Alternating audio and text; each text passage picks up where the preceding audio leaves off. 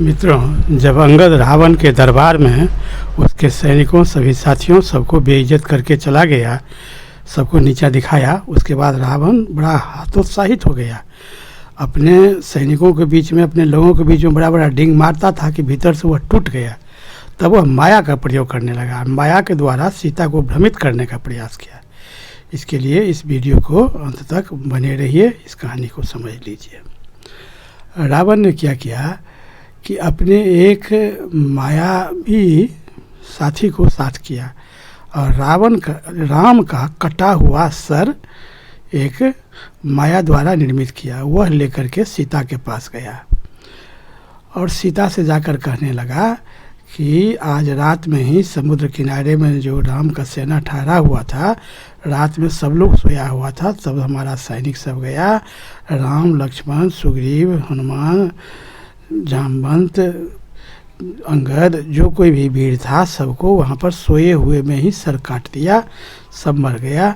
और कुछ बांदर भालू, जब हल्ला होने लगा तो कुछ बांदर भालू इधर उधर भाग करके कोई समुद्र में कूद गया, कोई पेड़ पर चढ़ गया, कुछ इधर उधर भागा, जान बचाया। और बाकी सभी जो राम के सेना में जितने महारथी वीर थे, सबों का सर हमारा सैनिक ने सोए हुए में ही काट दिया। अब जब सब मर ही गया, राम मर ही गया, तब तुम्हारा अब क्या बंधन, अब तुम हमारे साथ रहो, तुमको कोई दिक्कत नहीं होगी, तुमको हम पर रानी बना कर रखेंगे। ये सब प्रलोभन देने लगा। और सीता हतप्रभ होकर के ये बात सुन रही थी कि क्या कह रहा है। उसके बाद उसका जो मायावी साथी था, जो राम का कटा हुआ सर माया द्वारा निर्मित करके रखे हुआ था, उसको बुलाया, जो सीता के सामने में रख दो। तो वह सीता के आगे में रख दिया। जो राम का कटा हुआ सर दिख रहा था, एकदम हूबहू राम का ही लग रहा था। सीता बहुत ज़्यादा विलाप करने लगे कि प्रभु आप हमको छोड़कर चले गए, शादी के साथ समय हमको आप वचन दिए थे कि आप अंत तक हमारा साथ निभाएंगे।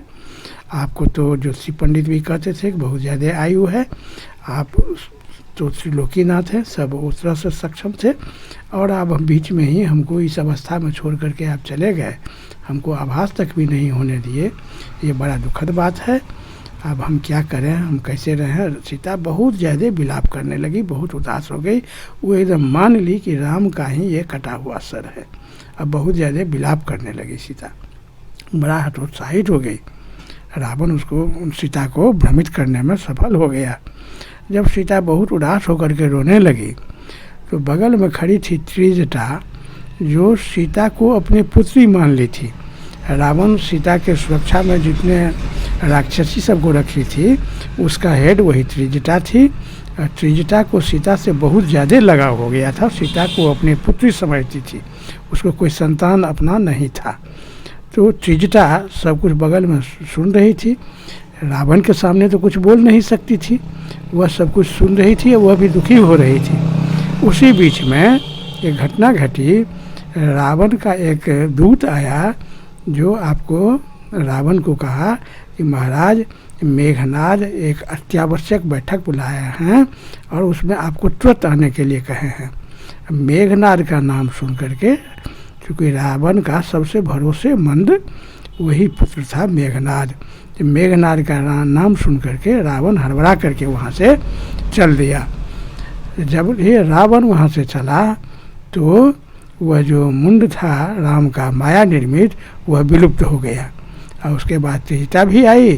तो सीता को समझाने लगी कि सीता तुम इस सबसे घबराओ नहीं, ये सब रावण का माया है, वो बहुत बड़ी माया भी है।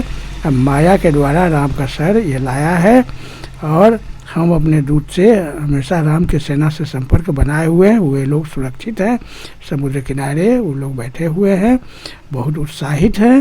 वो लोग युद्ध के लिए बहुत ज़्यादा उत्साहित हैं, सब में काफ़ी उत्साह है, बड़ा प्रसन्नता से वो लोग समुद्र किनारे आज रात हैं, कल से युद्ध का प्रारंभ कर देंगे, तुम चिंता नहीं करो।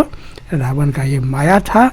तो त्रिजटा के कहने पर वह सिर जो रावण के जाते ही जो विलुप्त हो गया, उसको देख करके, और त्रिजटा पर तो सीता को बहुत ज़्यादा विश्वास था। त्रिजटा को कहने पर सीता आश्वस्त हुई। उसके बाद वह प्रसन्न होकर के रही, कि भीतर भीतर दुखी भी रहती ही थी कि त्रिजटा के कहने पर वह आश्वस्त हुई ये रावण का माया था, हमको भ्रमित करना चाह रहा था। तो रावण एक बहुत बड़ा चाल चला था सीता को भ्रमित करने के लिए। संयोगवश रावण उसमें सफल नहीं हो पाया और त्रिजटा सारे भेद को खोल दी और उसके बाद सीता अपना संतुष्ट हुई। बहुत बहुत धन्यवाद। इस तरह कहानी सुनने के लिए हमारे चैनल से बने रहें। जय श्री राम, जय बजरंगबली।